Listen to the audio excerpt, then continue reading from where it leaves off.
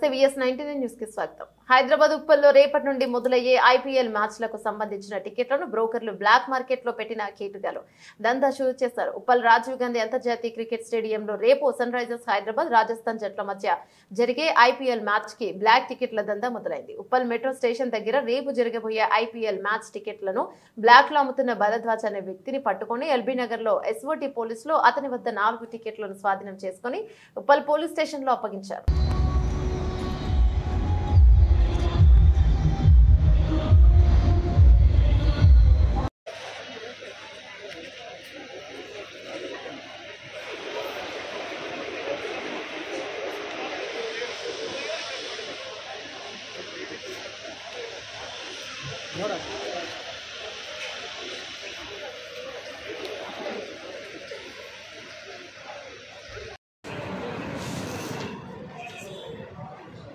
Lakshminarayana